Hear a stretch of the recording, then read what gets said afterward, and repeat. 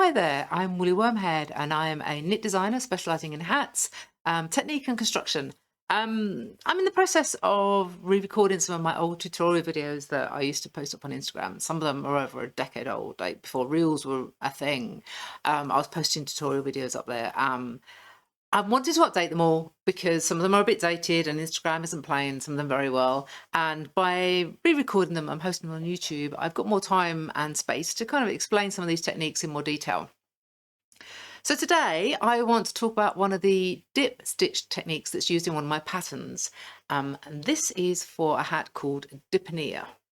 Okay, this is a sideways knit hat from my pattern collection called Inversion. The idea behind this pattern collection was that all of the hats could be reversible. So this is the kind of the right side round, and this is the inverted version. And they're kind of like really fascinating stitch patterns when you work them on reverse. Let me just show you the crowns of these because they're kind of rather nice. Isn't that lovely? The way that the strings of pods or kind of like stitches come in together. I call them like pods, but they're kind of cluster stitches, all created by dipping into the fabric into the rows below. Now, because they work sideways, they worked this way around. Okay, and this one uses a dip stitch, which means it knits into kind of like part of the fabric lower down. So you're dipping in down from a few rows below. And I'm going to demonstrate how to do this. It is worked across multiple of 12 stitches and 12 rows. And these clusters cover 6 rows or 3 ridges each. Now you have to be able to create the clusters, you have to work one row where you make the clusters and then another row when you close them off. So I'm now going to switch to the overhead where I've got a swatch and I'm going to demonstrate how to do that. Okay, so here we have the swatch that I was referencing. It's not a panel from the Sideways Knit Hat, it is just a regular kind of swatch with the stitch pattern with a couple of rows worked. Now, as I said, it's a stitch pattern that's worked on a multiple of 12 stitches and 12 rows. So we're just halfway through here, or we've done one full repeat, so we're ready to work another cluster in these first stitches here. Now this swatch has got a 4 stitch border on the side, so I'll work that first before I go into the string of clusters. But one thing we have to pay close attention to is the 6 stitches over which the pattern's worked. 2, 4, 6. Okay, so they're the stitches that we're going to be working the stitch pattern over. When we make the dip stitches, we make it into 3 ridges or 6 rows below, exactly halfway between those 6 stitches. So between the 3 stitches here. So we have to work it in down, not that one, but under that one there. Okay. So let me work the first one and show you what I mean by that. Because that's what dip stitches are. It means then you are knitting into part of the fabric that's already been worked. They don't pucker the fabric up. It creates a pattern that stretches across the rows. Now I've just worked my 4 border stitches. I'm going to change the blue, which I've been carrying up the back in vertical floats across here. See there. So I'm going to change to the blue. Now I'm going to knit the first stitch because this is how the cluster is created. You this particular cluster, you knit 1 stitch and then you do an elongated stitch. So this is the first of 3. So 1, 2, 3, and then we've got to go not under that one, not under that one, but under that one. So we have to go all the way in there. Let me bring that up a little bit closer here. Not under there, but under that one right there. So we knit into there and you pull a loop up like an elongated stitch. I'm going to do that again. Into there. And once you've worked a couple of elongated stitches or long loops into it, you can see that the hole starts to appear. The hole will disappear once the stitches have been worked and the fabric's been blocked. It will even out. If you want the hole to be permanent, then obviously you can make these tighter, but I wouldn't recommend it. It's not what's used in the pattern. 3. Into we go, number 4.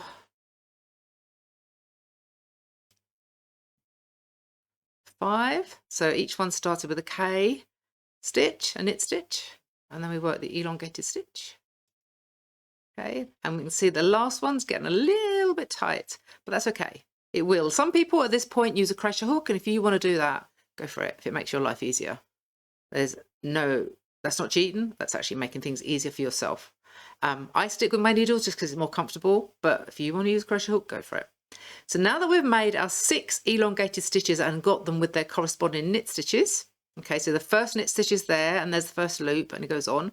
We now knit 6 plain to work across the top of that one because we have to work these offset in this particular pattern. 1, 2, 3, 4, 5, 6. And we are ready now to work the next one. Again, we're going to be working across 2, 4, 6. We're working across these 6 stitches, and because we have to put it halfway between, so that's after 3 stitches, 1, 2, 3, it goes into underneath that first loop, that bottom loop there, the very first loop straight after that row there. All right, so we K1, and then we're going to come down 1, 2, 3 in there. Pull it up. K1. And then we go under there again.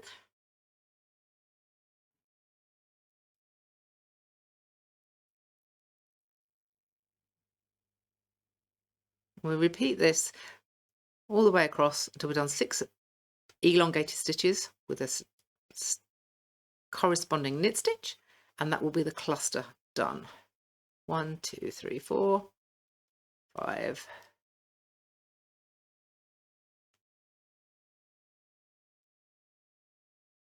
5, and then 6. So it does get tight on that last one.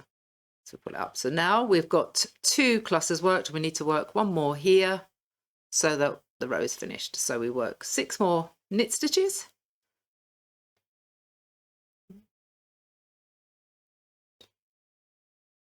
3, 4, 5, 6. Okay. So we go not under that one, not under that one, but under that one, and we put it in that hole there. Okay. So show that again, hold closer to the camera. Not under there, not under there, under there, and it goes between the stitches. All right, so it's that one there.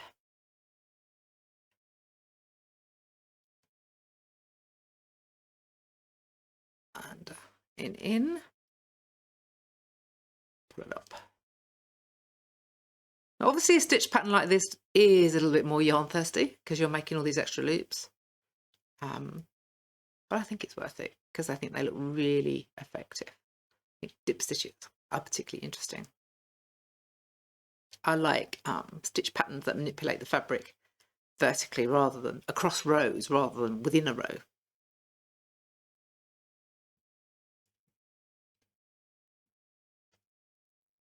So that one's up.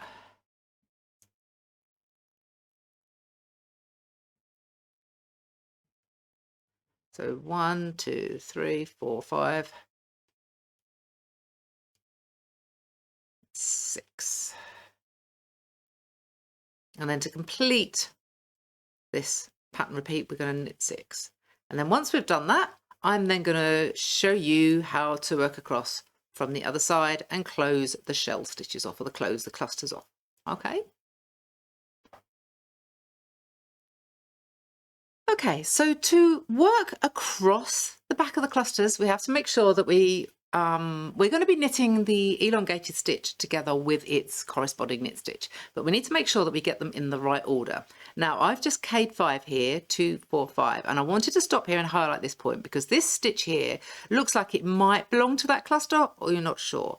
Always make sure that there are 6 separate stitches that are worked 2, 4, 6 there, okay? Then you know you're going to be working the right stitches together. Now, this first stitch is the last loop worked on the previous row when we worked the clusters, all right? And this stitch here was the knit stitch that corresponds with it. So what we're going to do is we're going to SSK them together. So you're going to slip, slip, and knit them together. All right. We do that for all 6 elongated stitches that we've created, long loops. If this one here, see what's happened here, this one's got out of place. So we need to make sure that it slips back over so it sits in the right way around. Otherwise the pattern looks a little bit kind of like wrong on the other side. So you always want to pick the loop, then it's elongated stitch, and knit them together.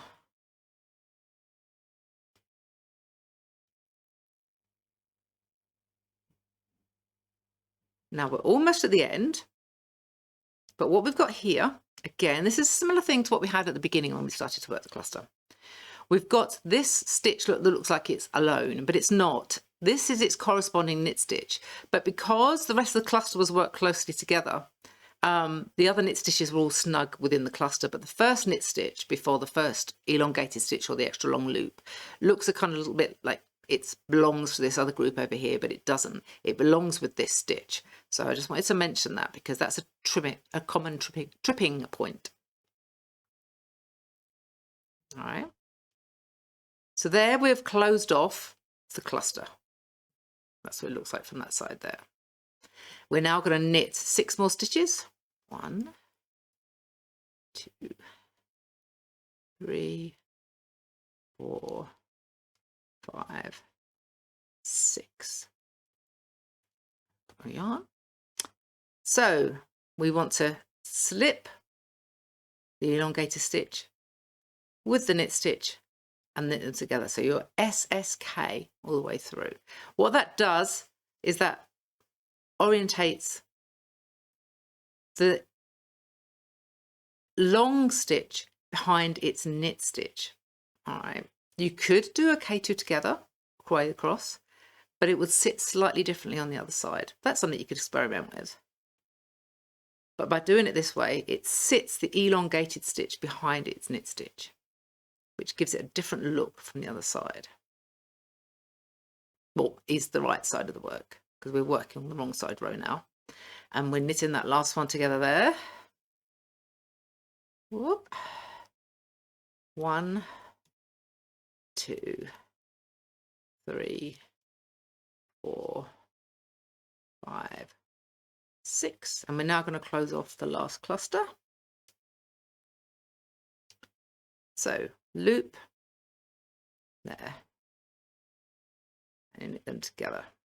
Loop and it's stitch, SSK, work them together.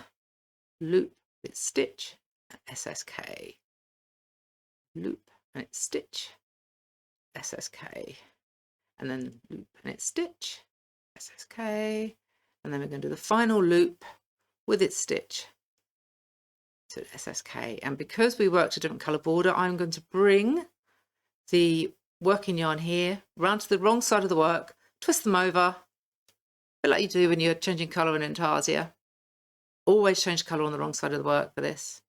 And I'm going to work to the end of the row. And because I have a slip stitch selvage, I'm going to purl the last stitch because I slipped it on the right side of the work. And then we turn over and we can see our row of clusters and how they sit there looking like that. And that's how it's done. It's really nice and effective.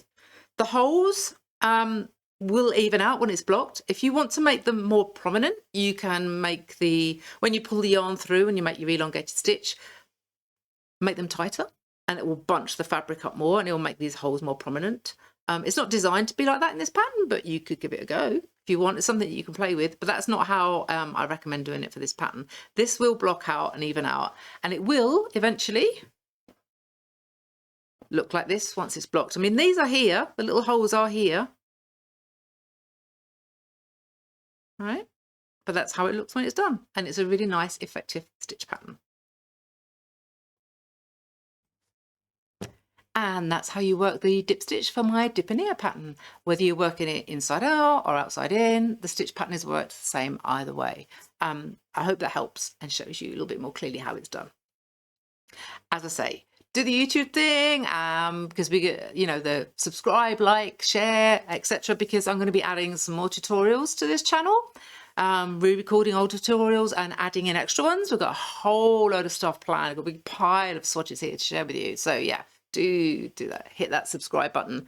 And if you are interested in more of my patterns, then do pop to my website. And you can join my mailing list, which is called that Woolly Hat Society. And if you want to see more behind the scenes work of what I do, some of the experimentation and development, my whole kind of like thought process of how I work here in my studio, then there's always Patreon as well. So thanks for watching. Until next time, happy hatting.